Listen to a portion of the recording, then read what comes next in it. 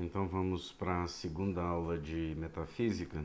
Nessa segunda aula nós iremos ver um pouco sobre a estrutura metafísica do ente. Nós vimos na primeira aula como a metafísica se preocupa por encontrar, por estudar, por se perguntar acerca dos princípios primeiros de todo ente.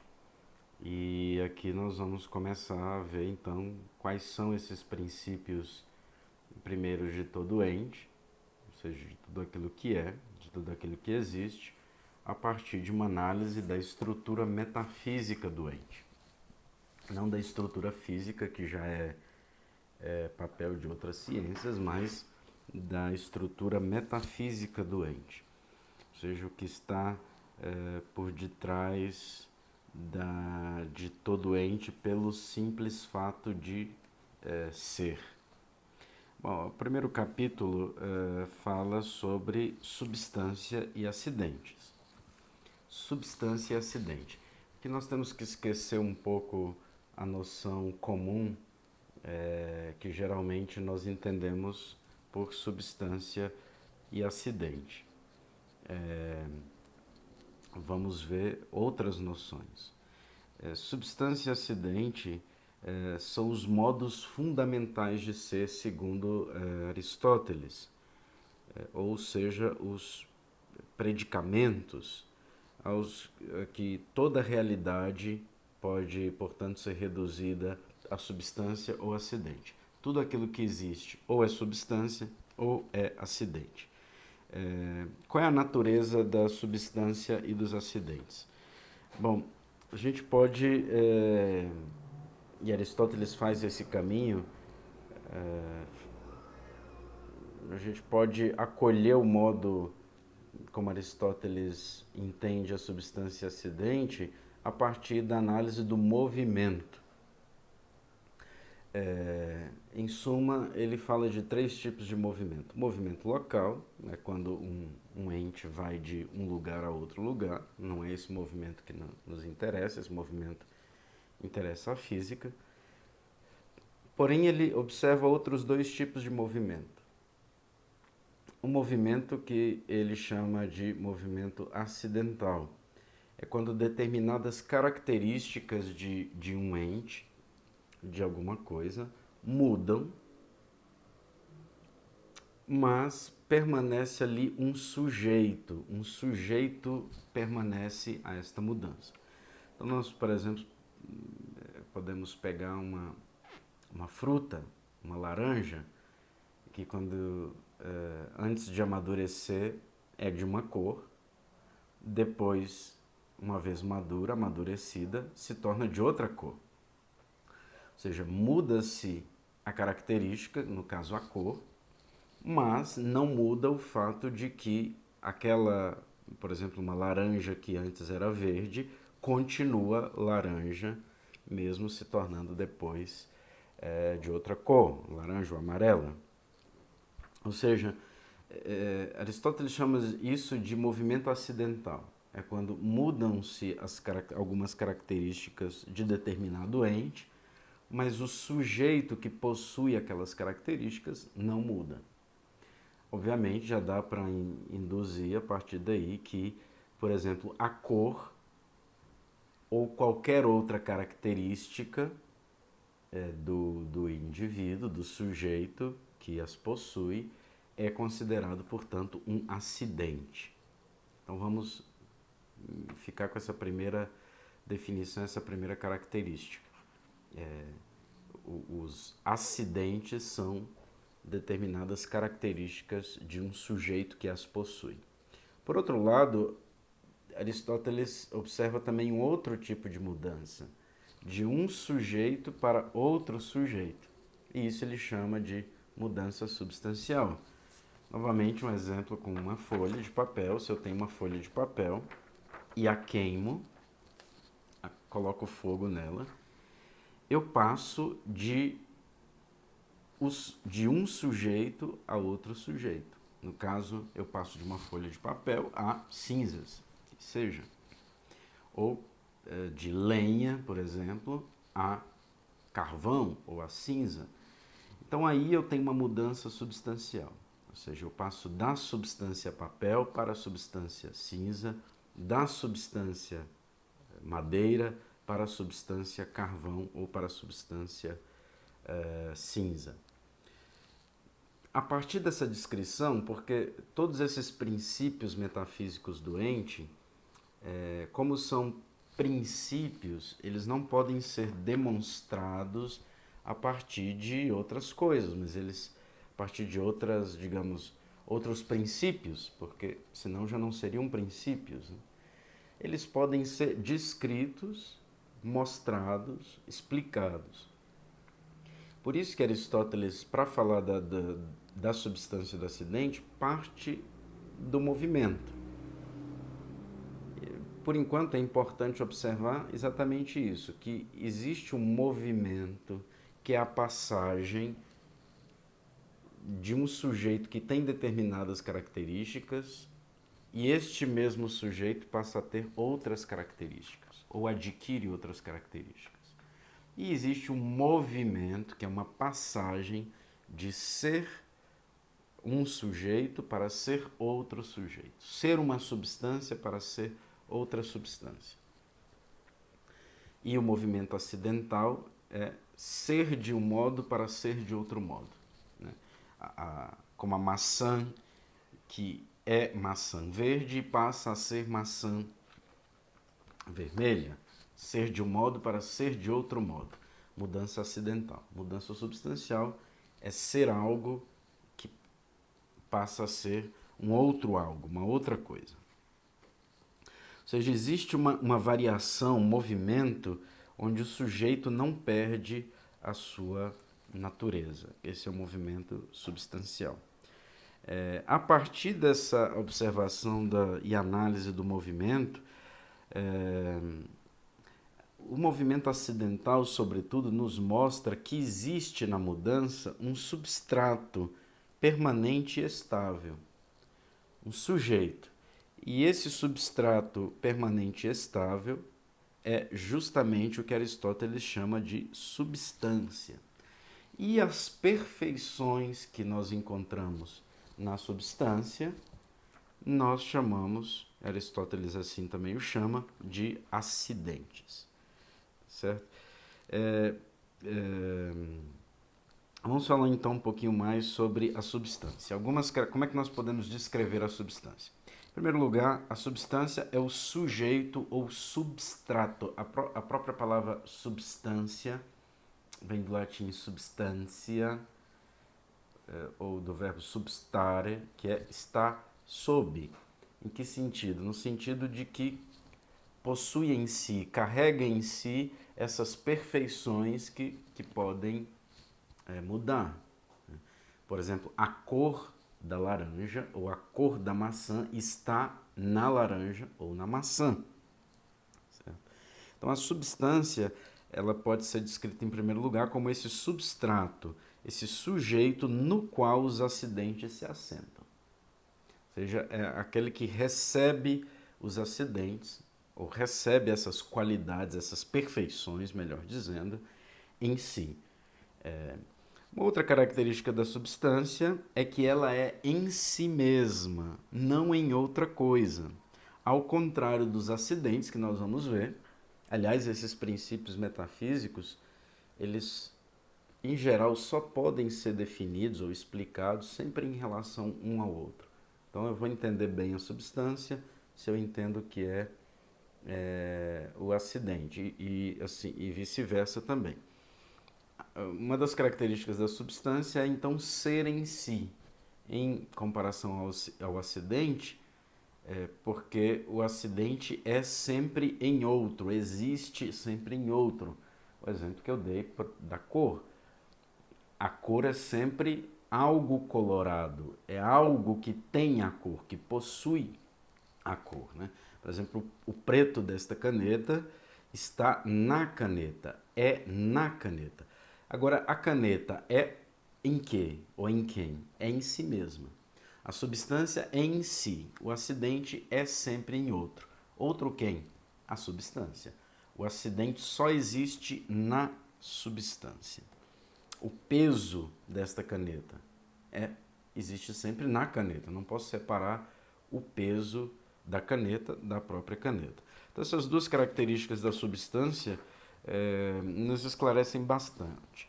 Então, a substância, em primeiro lugar, sujeita ao substrato, porque ela recebe em si certas perfeições, certas características que nós chamamos acidentes.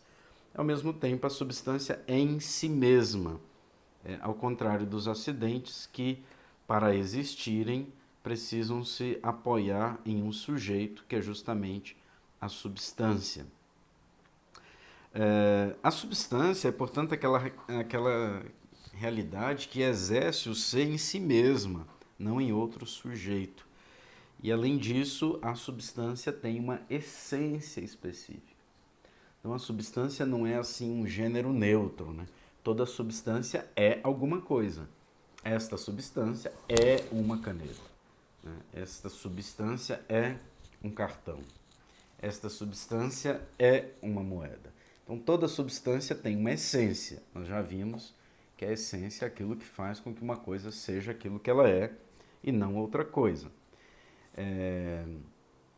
Então, cada substância ela existe como um indivíduo distinto dos outros. Então, quando falamos substância, aí sempre falamos de indivíduo, né? Substância não é o conjunto de entes, mas é o ente concreto, individual, né? Os acidentes são, como eu disse, na substância sempre, ou seja, sempre se encontram em outro. Nunca tem uma existência separada. Nós nunca vamos ver um peso em si, né? Como dizia Platão. A beleza em si é sempre algo que é belo.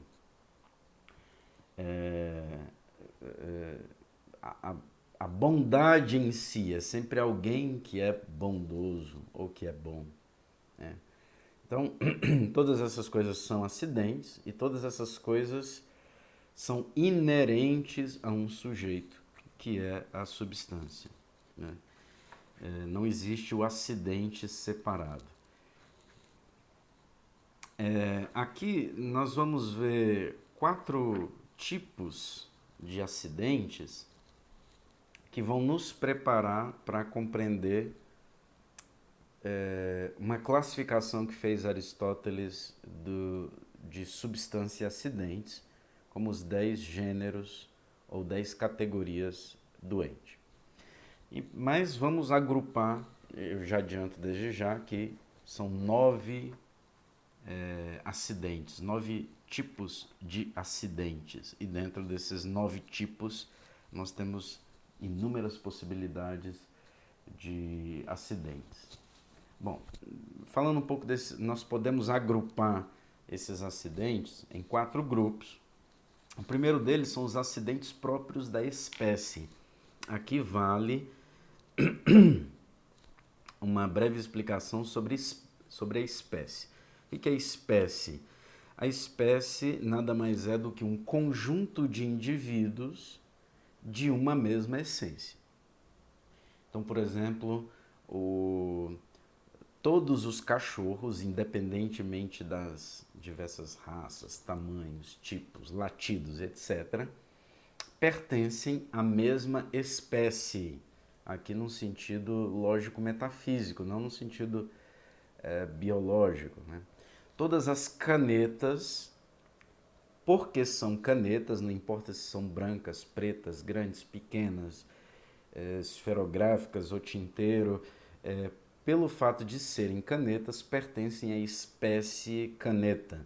Então nós vamos usar essa definição de espécie, é uma definição lógico-metafísica, com frequência nas nossas aulas. Então, o que são os acidentes próprios da espécie? São aqueles acidentes que surgem como princípios específicos da essência de uma coisa. E, portanto, esses acidentes próprios da espécie, eles devem pertencer a todos os indivíduos que fazem parte da espécie. Por quê? Porque eles são próprios da espécie, são comuns a todos os indivíduos de uma mesma espécie. Por exemplo, a figura do cavalo, ou o formato do cavalo, né? Vai ser sempre o mesmo, porque a figura do cavalo pertence, é algo próprio da espécie. Então, eu nunca vou ver, por exemplo, um cavalo com asas. Por quê? Porque a figura ali, o contorno material, o modo como o cavalo se apresenta na sua figura, no seu formato, é algo próprio da espécie. Assim como, por exemplo, a inteligência, a capacidade de aprender é algo próprio da espécie humana, por exemplo. Algo pode, obviamente, me impedir de aprender bem, ou alguma deficiência física pode me impedir de usar com todas as suas potências essa capacidade de aprendizado, de aprender, mas é uma capacidade que todos os seres humanos têm pelo simples fato de serem humanos. Então, alguns acidentes são ditos acidentes próprios da espécie porque são comuns a todos os indivíduos que pertencem a determinada espécie. Um outro grupo de acidentes são os acidentes inseparáveis de cada indivíduo. Nesse caso, são acidentes que pertencem a alguns ou a determinado indivíduo dentro dessa espécie. Ser baixo ou alto, loiro ou moreno, não pertence a todos os indivíduos da espécie humana, por exemplo. Ou, por exemplo, a doçura de uma fruta, de uma laranja, por exemplo, não é característica que se encontra em todos os exemplares de laranja no mundo inteiro, mas apenas alguns indivíduos da espécie laranja, alguns sujeitos da espécie laranja. Então, existem acidentes que são próprios do indivíduo, mas não da espécie. Então, ou seja, os indivíduos que pertencem a determinada espécie podem conter ou não aquele acidente. O terceiro grupo de acidentes são os acidentes separáveis. Eles procedem dos princípios internos do sujeito, mas eles são normalmente passageiros, não são permanentes, né? Por isso que se chamam acidentes separáveis. Por exemplo, estar sentado, agora eu estou sentado, é algo próprio de mim agora, caminhar ou estudar, mas só afetam o indivíduo de forma passageira, né? O quarto grupo de acidentes são os acidentes que procedem de um agente externo, ou seja, são qualidades, e aqui qualidades não significa sempre coisas boas, né? Qualidade é um elemento, uma perfeição. Também perfeição nem sempre indica algo agradável ou algo moralmente bom, mas uma característica que é causada por um agente externo. Isso também é acidente, por exemplo, uma queimadura causada por um objeto quente, é um acidente que afeta o indivíduo, mas que não vem de algo intrínseco, e também não pertence à espécie. A mesma coisa quando alguém te ensina alguma coisa, é algo que vem de outro, de um agente externo, mas que afeta o sujeito, é portanto um acidente. Não há termo médio entre substância e acidente. Tudo que existe ou é substância ou é acidente. Isso já havia sido dito por Aristóteles tempos atrás, e é algo que passou. Não existe termo médio entre a substância e o acidente. Então, não se deve estranhar nesse sentido que se considere acidente coisas muito importantes no ser humano, como a inteligência e a vontade. Aqui, acidente não indica algo que não seja importante, ou algo desnecessário, né? Muitas vezes na linguagem comum se diz, isso é acidental, como para dizer isso não tem importância, ou isso não vale de nada. Aqui não é esse exatamente o sentido de acidente. Acidente quer dizer simplesmente que não existe em si mesmo, mas existe em um sujeito. Por exemplo, a nossa inteligência, a inteligência de cada um, a inteligência de cada indivíduo, não existe separada do indivíduo. É a inteligência de fulano de tal. Então a inteligência existe no indivíduo que a possui. Portanto, a inteligência é um acidente. A vontade pela qual nós queremos o bem não existe em si mesma, né? Ninguém diz, a minha vontade quer tal coisa, né? A minha inteligência compreendeu isso. Nós dizemos sempre, eu compreendi, ou eu quero, ou eu desejo. Então, acidente não é sinônimo de coisa pouco importante. Acidente simplesmente indica o fato de ser na substância, não ser em si mesmo. Então, não nos deve admirar que elementos tão importantes como inteligência e vontade sejam consideradas elementos acidentais ou acidentes, simplesmente porque eles não existem em si mesmo, mas existem sempre na substância. Ou seja, a essência do ser acidente é ser em outro, não ser em si mesmo. Então, portanto, há acidentes de grande transcendência. Um outro ponto é o ser como ato próprio da substância, ou seja, que tipo de ser é o ser substancial e que tipo de ser é o ser acidental. Os acidentes definitivamente não possuem um ato de ser em propriedade, ou seja, propriamente dizendo, os acidentes não possuem um ato de ser próprio. Como eu disse, não existe o belo em si, ou a brancura em si, ou a bondade em si. Existem sempre sujeitos que possuem essas características, essas propriedades.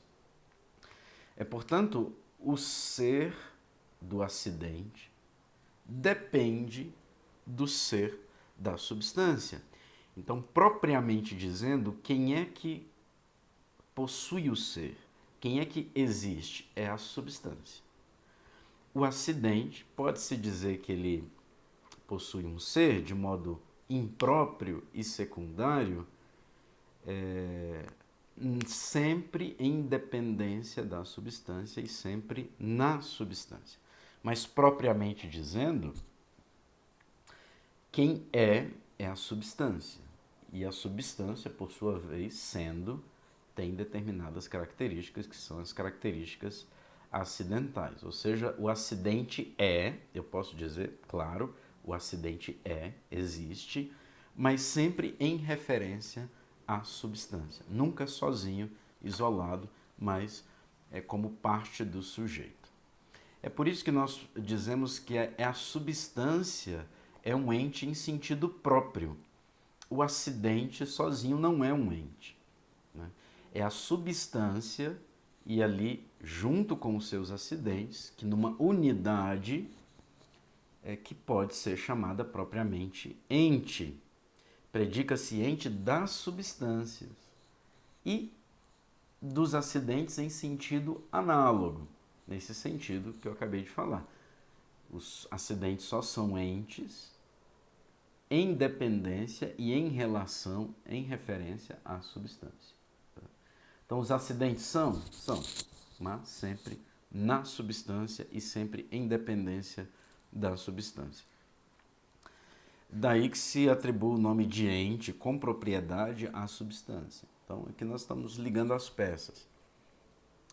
O ente é aquilo que tem uma existência, que tem um ser, exerce o seu ato de ser. Esse ente é chamado de substância quando é em si mesmo. E acidente, de modo análogo, se existe na substância e em dependência da substância. Por isso que muitos acham que seja melhor chamar os acidentes não de ente, mas de algo doente. Algo doente. O que é esse algo doente?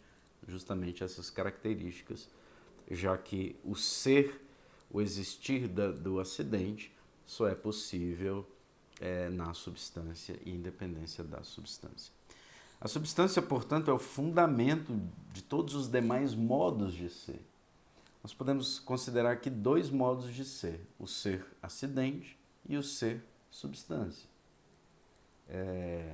Substância é o fundamento do modo de ser dos acidentes, porque condiciona a existência dos acidentes. Os acidentes podem chamar-se entes na medida em que guardam relação com a substância, porque são determinações da substância. Essa expressão não é à toa, determinação da substância. Nós vamos ver já que os acidentes qualificam, determinam a substância em muitas coisas. Vamos falar agora sobre a composição de substância e acidente, né? Como dizemos, Aristóteles já dizia que substâncias e acidentes são, digamos, os modos de ser únicos possíveis a tudo aquilo que existe. Tudo aquilo que existe ou é substância ou é um acidente. Vamos ver então a maneira como se relaciona substância e acidente no indivíduo, em cada ente individual. A primeira observação, a primeira coisa que nós podemos observar e analisar é que há realmente uma distinção. Existe uma distinção real entre a substância e os acidentes. Em outras palavras, substância e acidentes são realmente distintos. Não é só uma distinção imaginária, ou uma distinção lógica, ou uma distinção possível, são realmente distintos. Nós percebemos com clareza, ao observar as mudanças acidentais, algumas perfeições que permanecem e as perfeições que mudam, sem que por isso mude a substância em si mesma. Então, o primeiro ponto para esclarecer a distinção entre substância e acidente é essa, de ver que nas mudanças acidentais, o sujeito, a substância permanece as mudanças, as características. A fruta que muda de cor, quando passa pelo processo de amadurecimento, continua fruta. Embora antes seja uma fruta de uma cor, a cor, no caso, é um acidente, depois de outra cor. Então, a mudança acidental nos mostra que realmente são distintas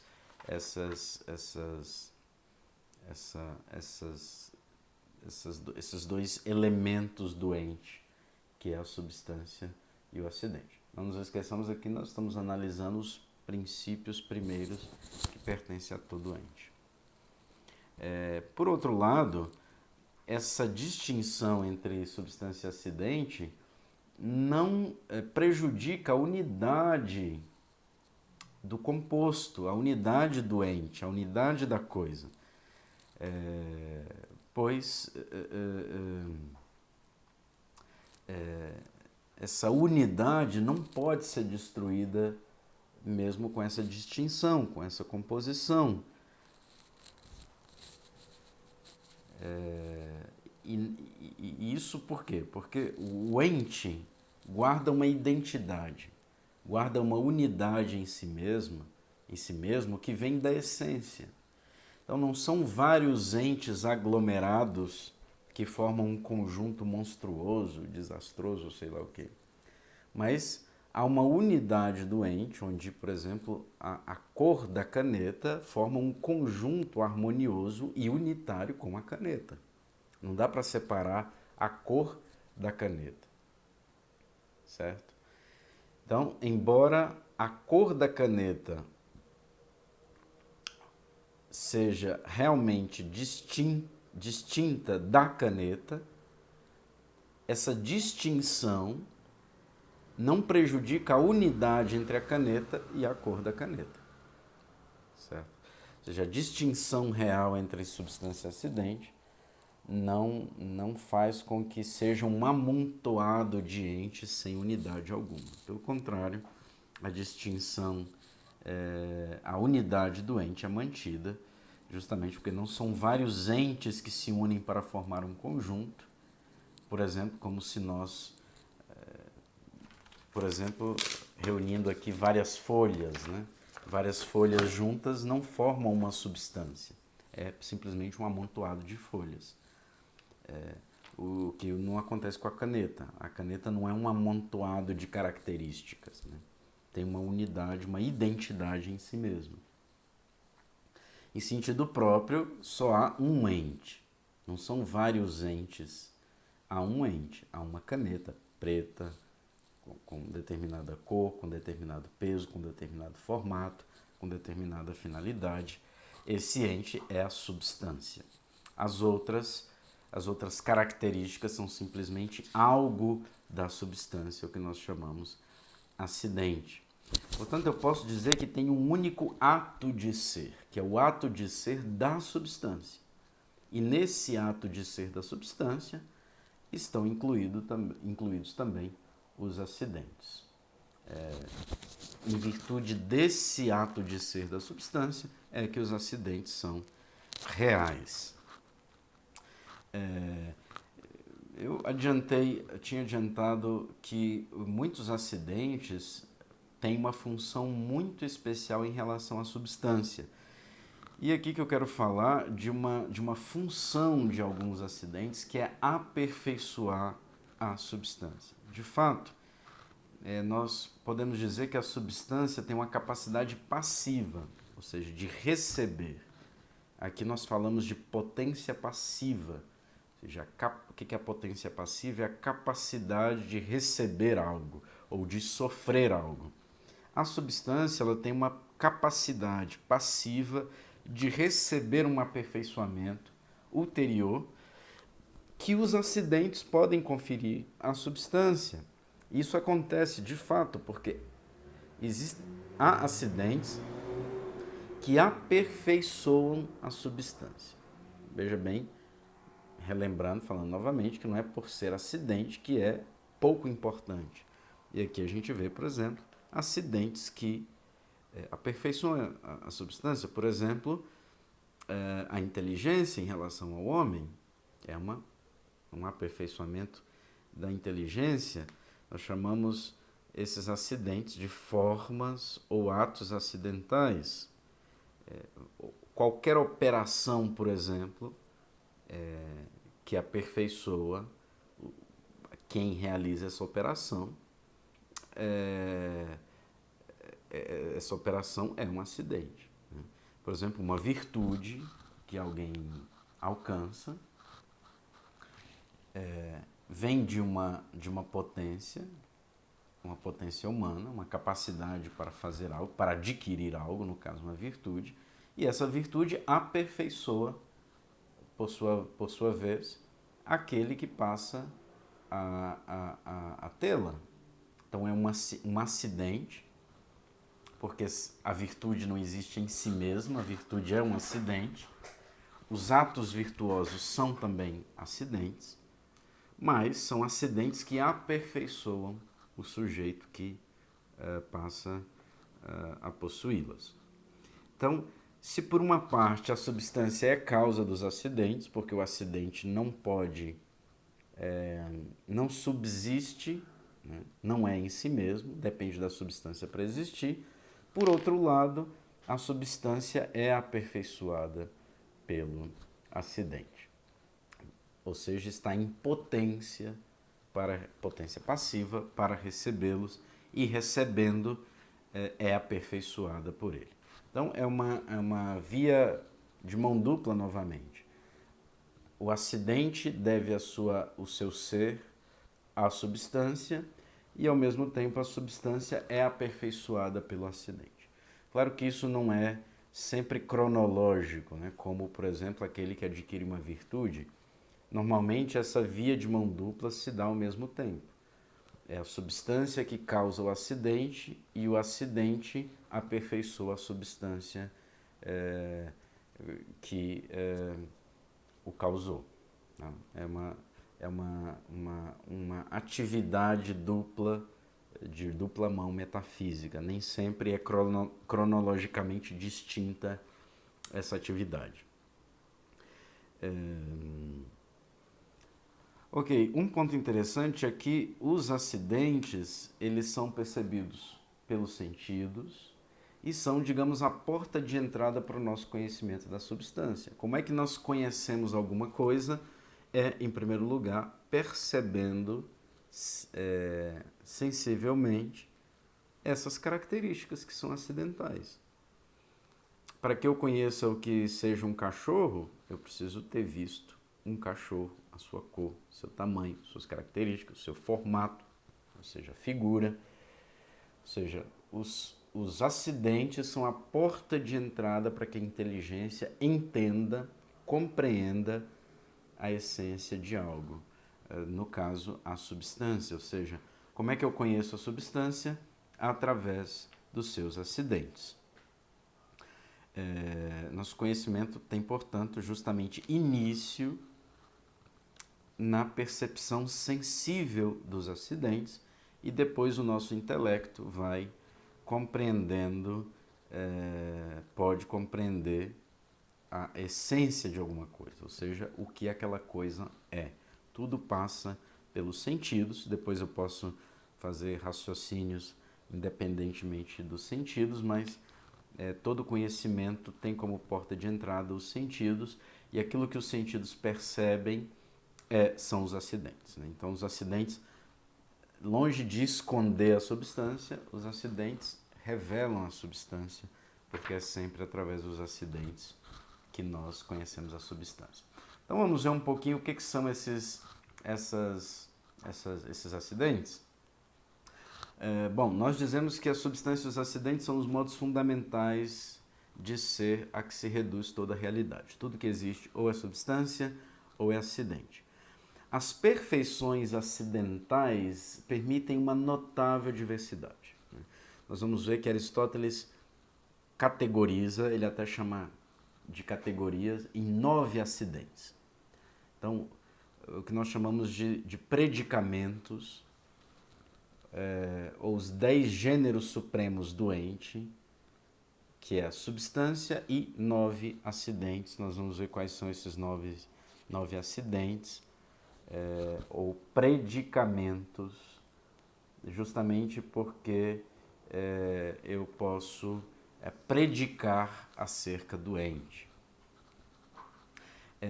O nosso manual de metafísica traz um exemplo que eu vou ler aqui, que é bastante ilustrativo para nós entendermos quais são esses 9 acidentes. Podemos atribuir a Pedro os seguintes predicados. Então vamos lá. O que Pedro é? É homem. No caso, essa categoria se chama substância. É bom. Isso é uma qualidade de Pedro. É alto. No caso, esta é a quantidade de Pedro. É filho de Antônio. Esta, no caso, é uma relação. Está no seu quarto. No caso, é o onde Pedro está. Pedro está sentado. No caso, é a posição de Pedro. Tem papel e caneta. No caso, é a posse de Pedro. E chegou às 7 horas. É o tempo em que se encontra Pedro. E Pedro está escrevendo. É a ação que realiza Pedro. E Pedro tem sede. É a paixão que sofre Pedro. Então vamos lá, são 10 categorias: substância, qualidade, quantidade, relação, onde, posição, posse, tempo, ação e paixão. Cada acidente possui um significado próprio, possui uma essência própria. E, portanto, cada acidente ajuda a determinar a substância segundo a sua função, determina a substância de um modo original. Então vamos ver então esses 9 gêneros de acidentes, certo? Primeiro, aqui nós podemos dividir também esses acidentes em 3 grandes grupos, certo? Segundo o modo peculiar com que eles afetam a substância. Então, como os acidentes afetam a substância, nós podemos classificar esses 9 gêneros de acidentes em 3 grupos. O primeiro grupo são os acidentes que afetam intrinsecamente a substância, ou seja, desde dentro. Quais são esses acidentes? É a quantidade, a qualidade e as relações, ou a relação. Como é que afeta a substância, como é que esses acidentes afetam em si mesmo, desde dentro, em si mesma a substância? A quantidade. Primeiro, todas as substâncias corpóreas têm uma quantidade determinada, ou seja, extensão, grandeza e volume. Então, tudo, não há algo que não tenha peso, que não tenha, ou seja, grandeza, que não tenha volume, que não possa ser quantificado. Por isso, então a quantidade é algo que é um acidente presente em todas as coisas do mundo corpóreo. Obviamente isso não se aplica, por exemplo, aos anjos e às almas separadas da matéria, do corpo. As almas daqueles que já morreram, é o termo com o qual Aristóteles denomina as almas dos que já morreram, almas separadas. Um outro acidente é a qualidade. A qualidade é um acidente que inclui muitas, mas muitas características mesmo. Depois eu vou fazer uma aula separada bônus só para falar sobre a qualidade e sobre a relação, que são dois acidentes muito importantes. Mas o que são as qualidades? São acidentes que surgem da essência da substância. E a qualidade são aqueles acidentes que modificam intrinsecamente a substância. Por isso que nós falamos de qualificação, de qualificados. Nesse sentido, o uso corrente da palavra diz muita coisa.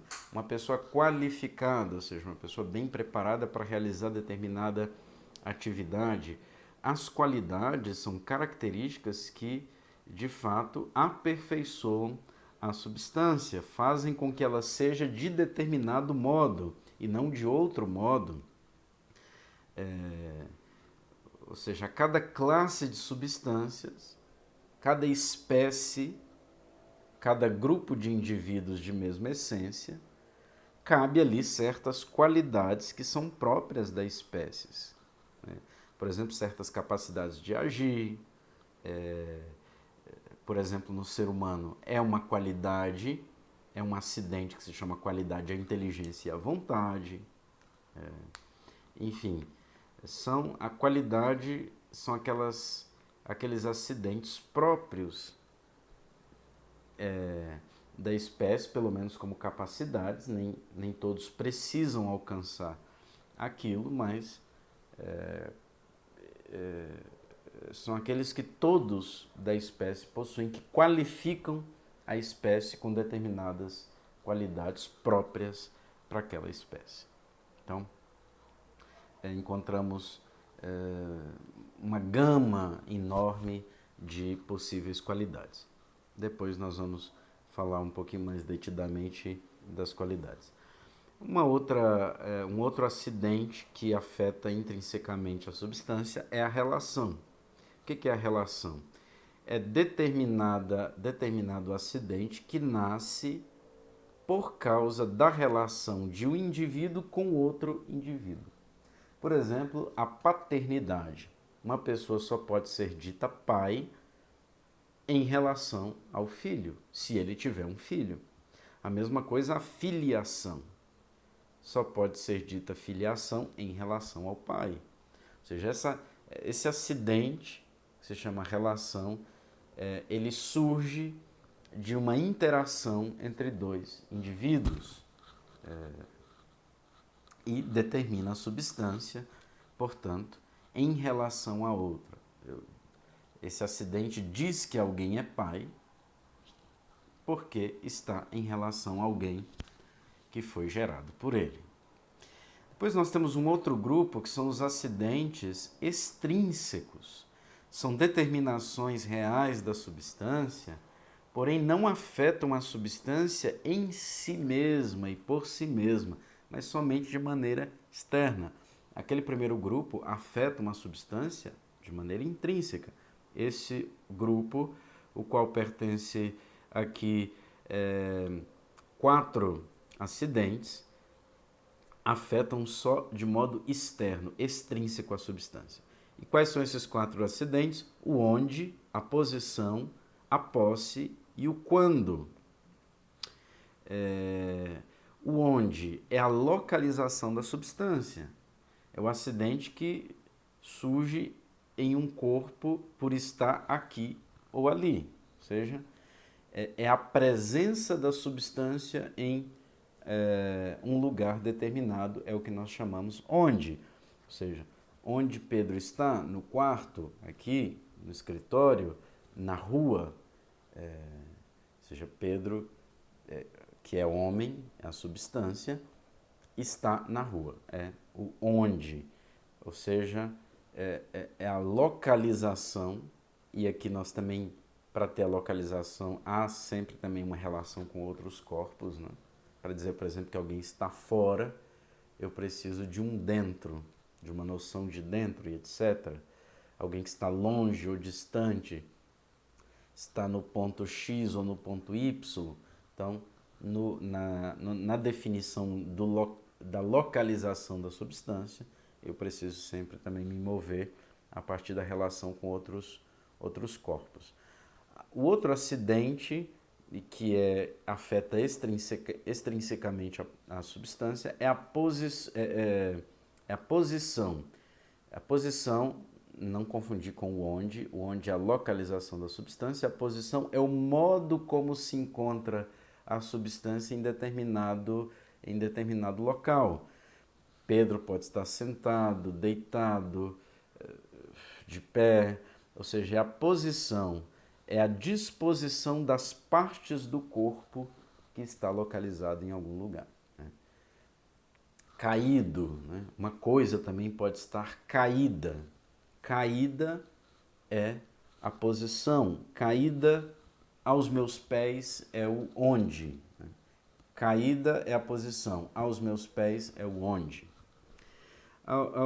Outro acidente que afeta extrinsecamente a substância é a posse. Propriamente dito, só o ser humano pode possuir algo. Por exemplo, essa camisa, eu estou sentado, é a posição, no escritório, é o onde, com uma camisa, é a posse, é aquilo que eu tenho posse, pode ser uma caneta, uma lapiseira, pode ser o meu calçado. A posse é aquilo que é possuído, algo que a substância tem de modo contíguo ou imediato. Né? Em sentido estrito, como eu disse, só o homem é capaz de possuir. O quando é a localização temporal, a situação temporal da substância corpórea. Os corpos estão sujeitos a essa mudança sucessiva.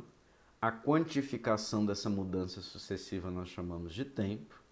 O quando assinala justamente o instante concreto em que uma coisa se encontra. Certo? Então sempre tem um antes, um depois. O instante concreto em que uma coisa se encontra se chama justamente o quando, ou seja, é a situação da substância nessa mudança sucessiva quantificável. Né? Então, às 8 da noite, por exemplo, eu estou no escritório, sentado às 8 da noite. Ou de noite também, pode não precisa ser, digamos assim, pode ser uma descrição da situação temporal, não tão específica como um horário específico, mas um período, o ano em que eu me encontro, o dia, tudo isso entra no quando. Por fim, nós temos os acidentes em parte intrínsecos e em parte extrínsecos. Quais são esses? A ação e a paixão. A ação e a paixão, na verdade, são duas perspectivas do mesmo ato. Ou seja, nós temos que ato é esse? Nós temos um agente que tem uma capacidade de agir, certo? E um outro indivíduo que tem a capacidade de sofrer a ação daquele indivíduo. Então, por exemplo, eu posso pegar o exemplo do fogo e da queimadura. O fogo, se considerado como agente, ele tem a capacidade, a potência ativa de agir sobre a pele humana, causando na pele humana queimadura, deterioração dos tecidos por causa do calor. Isso é o que nós chamamos de ação. É um acidente que nasce em uma substância enquanto é princípio agente de um movimento em relação a outro sujeito. Pode ser também empurrar um móvel, empurrar uma mesa, ou seja, o importante é que eu seja princípio de um movimento para causar algo em outro. Não precisa ser necessariamente algo ruim, né? Pode ser algo bom, uma carícia, por exemplo. A paixão é justamente a capacidade de receber a atividade dos outros, ou de algum outro sujeito, né? Então, por exemplo, a pele tem a capacidade de sofrer a ação do fogo, do calor causado pelo fogo. Mas também, por exemplo, alguém tem a capacidade de receber um carinho, por exemplo, o filho que recebe um carinho da mãe, a mãe é o ente, o sujeito agente, o filho é o sujeito paciente, ou seja, aquele que sofre a ação da mãe. Sofre, como eu digo aqui, não tem um sentido ruim, né? Mas aquele que recebe a ação da mãe em si mesmo. Então a paixão é a capacidade de receber a ação de outro, de sofrer a ação de outro. A ação é justamente a capacidade de realizar essa ação em relação a outro. São Tomás fala muito de hierarquia, né? Existe também uma hierarquia entre os acidentes. Existem acidentes mais importantes, acidentes menos importantes, acidentes que podem ser causados por outros acidentes, acidentes que dependem de outros acidentes para existirem na substância. Aqui eu dou só um exemplo a nível de ilustração. Por exemplo, a cor. A cor, ela existe na substância através de um outro acidente, que é a quantidade, a superfície. Então, a cor, ela inere na substância, é um acidente que inere na substância, que é uma qualidade, por meio de um outro acidente, que no caso é a quantidade. Então, nós podemos fazer inúmeras relações entre os acidentes, mas aqui não nos importa muito, só nos importa saber que os acidentes podem e têm uma relação entre si, muitas vezes uma relação hierárquica, onde nós temos acidentes mais importantes, acidentes menos importantes, acidentes que podem causar outros acidentes e acidentes que inerem na substância por meio de outros acidentes.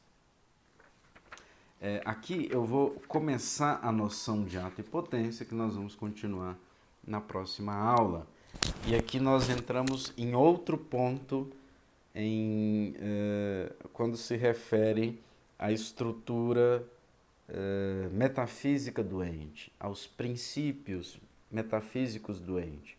ou seja, aquilo que nós encontramos em todos os entes.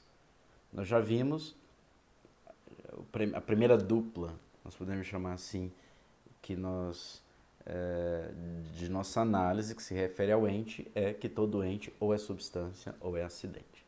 A segunda dupla que nós podemos entender como princípios do ente é que é o ato e a potência. Ato e potência. Ato e potência, eles podem ser entendidos sempre unidos, devem ser entendidos sempre unidos.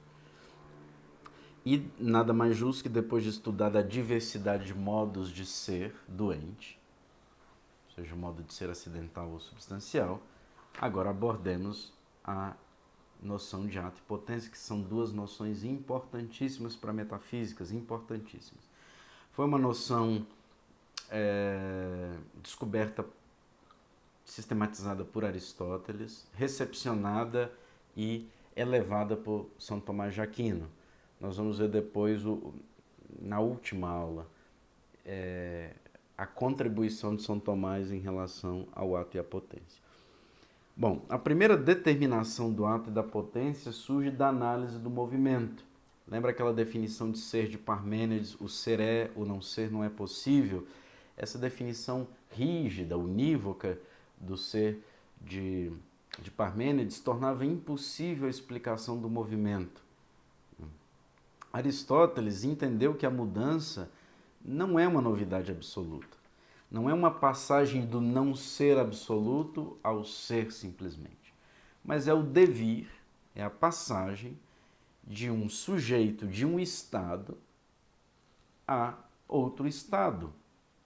Pode ser de um estado acidental a outro estado acidental, ou de um sujeito para outro sujeito. Mas não é um vir ao ser absoluto. A mudança é sempre uma passagem que pressupõe algo já existente. Ou seja, a mudança, ela pressupõe que as coisas adquirem perfeições que antes não possuíam, ou que possam perder também essas perfeições, também isso é possível. Contudo, é preciso que o sujeito seja capaz de possuir essa qualidade que alcança com o movimento. Em que sentido? Tem lá um artista que vai transformar uma pedra, um bloco de mármore, numa estátua. Nós dizemos que esse bloco ela tem a capacidade de se transformar em uma estátua, ou seja, de receber aquela qualidade, de receber aquele movimento que é a passagem do bloco para a estátua. Então aqui, a primeira tentativa de descrição do ato da potência, nós podemos fazê-lo como